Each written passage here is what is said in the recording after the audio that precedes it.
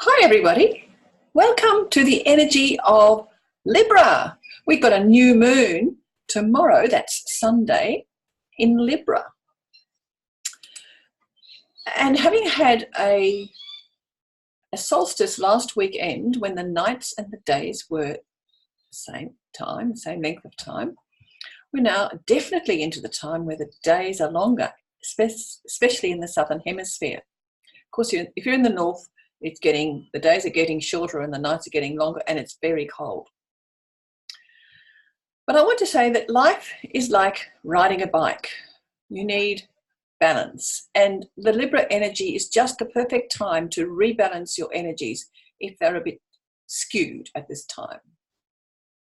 We're also experiencing better energy with both Jupiter and Saturn going direct, providing us with easier energy to move forward in our lives.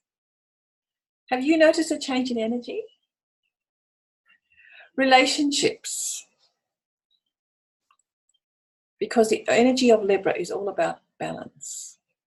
So relationships, particularly intimate relationships, but also partnerships of any sort, are all influenced by the energy of Libra. The energy seeks fairness in all transactions. Do you value the relationship you have with your partner? If you have one. How often do you go on a date?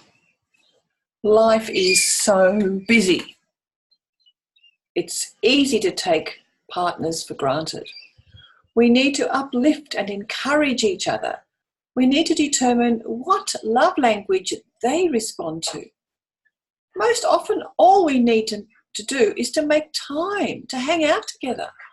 Even a simple walk can be really affirming in your love. How many partnerships are damaged because of lack of interest in each other? Why do people have affairs? Often it's because the offending partner is not receiving the affirmation and love they need from their partner.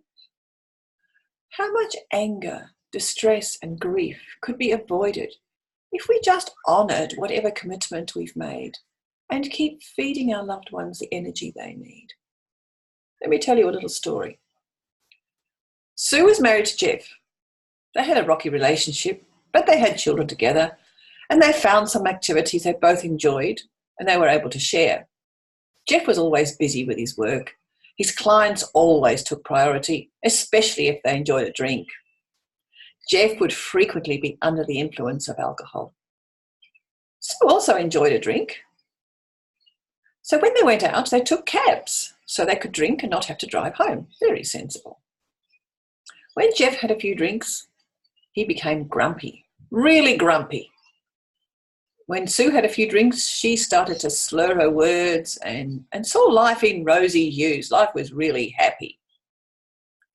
But in this inebriated state, they argued and quarrelled. Both felt hurt by the words and actions of the other. They were both attractive in their own energy, but frequently their energy fields were really compromised by the drink. Colin, who was part of their common interest activity group, started paying some attention to Sue. Perhaps his relationship was rocky also. So Sue and Colin had an affair. It lasted, who knows how long it lasted, before they both realised it did need to end. Now, many years later, Sue and Jeff were individually invited to a wedding. By that stage, they had divorced. But the young groom found out that Sue had had a fling. He was happy to invite Jeff to the wedding, but Sue, well, she'd had an affair. If he invited Sue, maybe Jeff wouldn't come. What should he do? Of course, Jeff had had his flings along the way as well. So, is it still okay for him to have a fling, but not her? When do we see the reality of life? It's not for us to cast judgment on anybody else's behavior, is it? Our task is to be the best that we can be, cheating no one, including ourselves, thinking, doing, and saying kind and considerate things to others, and minding our own business. You know, Libra energy is also about having a healthy body and a beautiful body. The aspect of health that is governed by Libra is the health of the kidneys and the adrenals. And so often we live stressed lives, and stress is managed by the adrenals. And when you have stressed kidneys, this suggests you have fear in your life. What is it that's dominating your thoughts and that you're constantly in fight or flight mode? Because really, it's often our mind that creates the stress, because it doesn't exist in reality. But then, what is reality?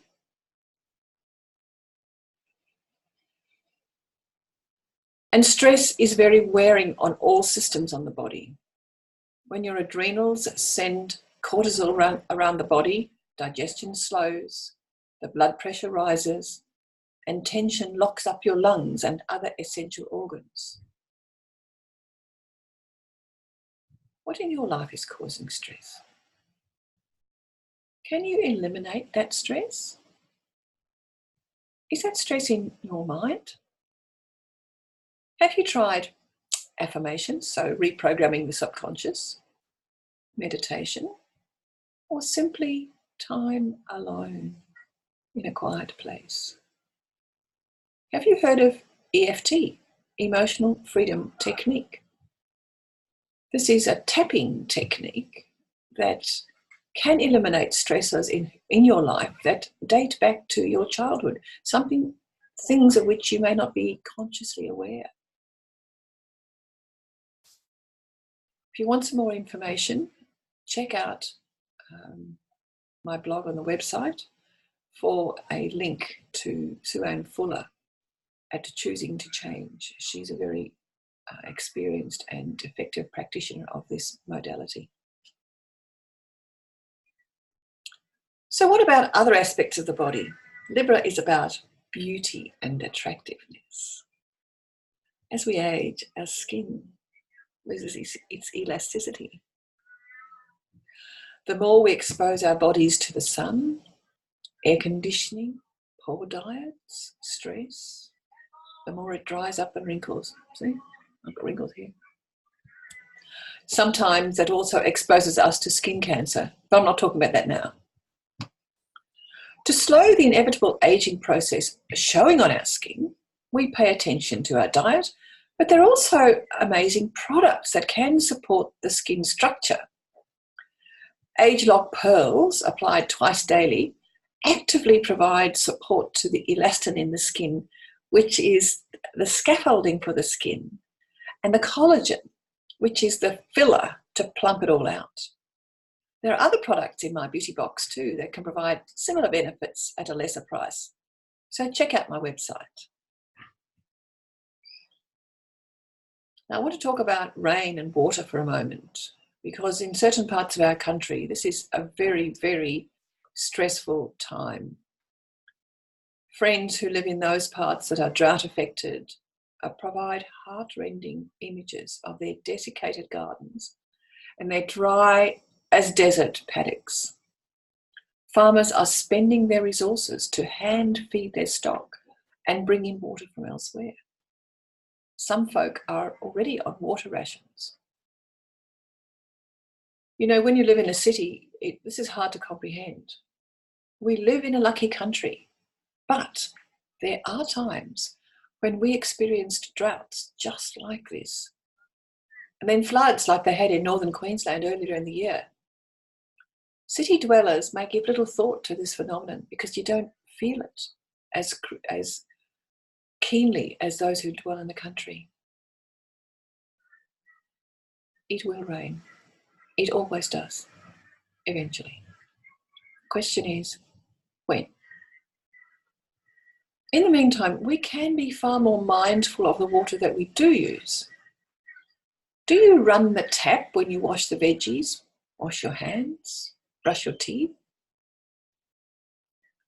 What do you do with the water in the shower before it runs hot? Does it go down the drain?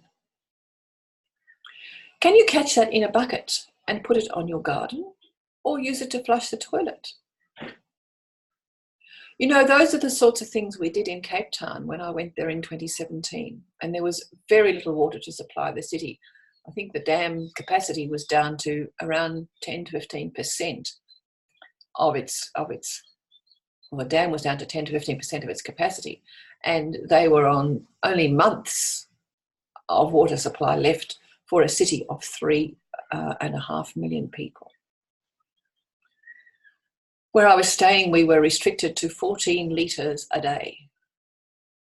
So we had 2-minute showers, caught excess water in the shower and used it for other purposes, like the garden or washing hands or flushing the toilet. There was a plumber who lived on the property as well, and he had put in tanks around the house to catch what we had little bits of rain and dew at night, I suppose, and there was a little bit of dampness, so we caught that little bit of rain and watered the garden. So please pray for rain if that's what you believe can bring it, or do a rain dance or whatever. But let's ask the universal energy for rain to feed our country, to refresh the earth, to refresh the plants, to fill our dams. And in the meantime, please be conscious of the water that you do have and be very grateful that you have it. Finally, another story.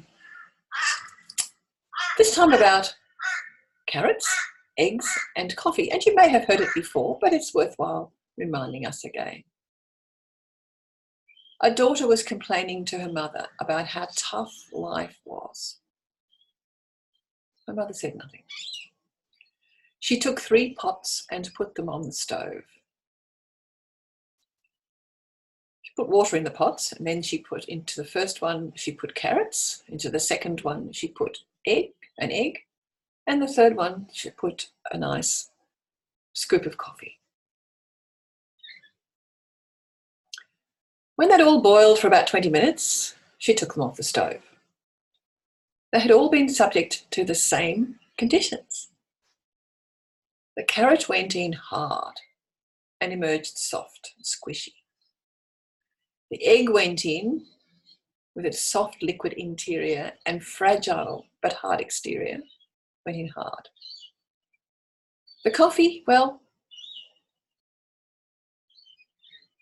it was ready to drink and enjoy. She asked her daughter to comment on what she had observed. Well, Mum, the carrots were hard, but they came out soft and squishy. The egg came out hard. The coffee simply grew richer in flavour. Yes, said her mother, that's life. Are tough times going to make you softer, harder, or enrich you as a human being? Enjoy your coffee. Have a super month. Bye for now.